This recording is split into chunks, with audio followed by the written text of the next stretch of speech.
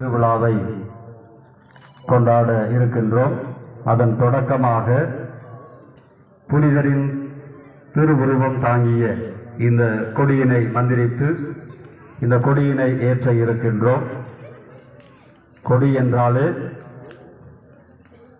நமக்கு தெரியும், தமிழ்நாட்டில் இன்னைக்கு ஒரே சுறுசுறுப்பா பரபரப்பா கட்சி கொடி, அது அரசியல் கொடி.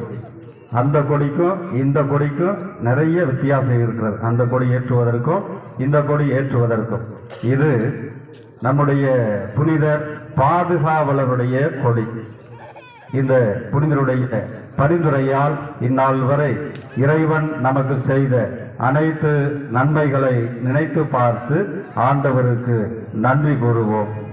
இன்றைய நாளிலே புனித செபஸ்தியாரின் திருவுருவம் தாங்கிய இந்த கொடியினை புனிதப்படுத்த அருட்தந்தை மனுவேல் சுந்தரம் அவர்களை அன்போடு அழைக்கின்றேன். கொடியேற்றம் முடிந்தவுடன் திருப்பலி நடைபெறும்.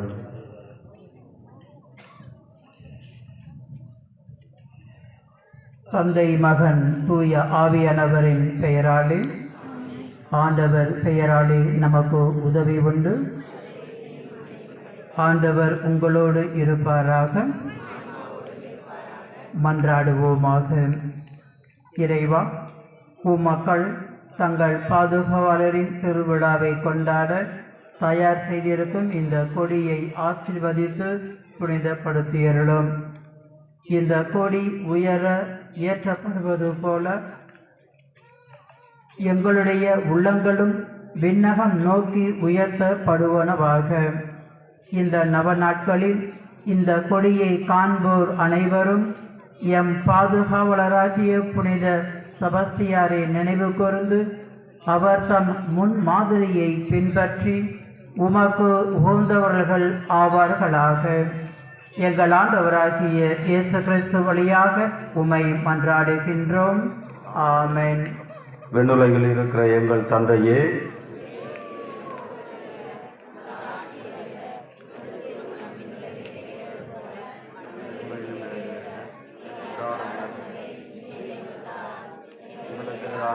செய்தோரை நான் கொடுத்தது போல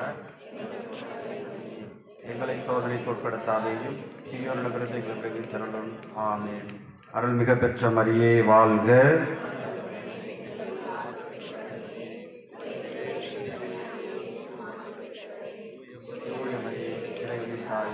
பாவிகளாயிருக்கிற எங்களுக்காக இப்பொழுதும் எங்கள் இறப்பின் வேளையிலும் வேண்டிக் கொள்ளும். ஆமென். தந்தைக்கும் மகனுக்கும் தூய ஆவியாருக்கும் மாட்சிமை உண்டாவதாக. தந்தை மகன் தூய ஆவியாரின் பெயராலே. இப்பொழுது ஆலய மணிகள் முழங்க இப்பொழுது கொடி ஏற்றப்படும், பாடல் இசைக்கப்படும்.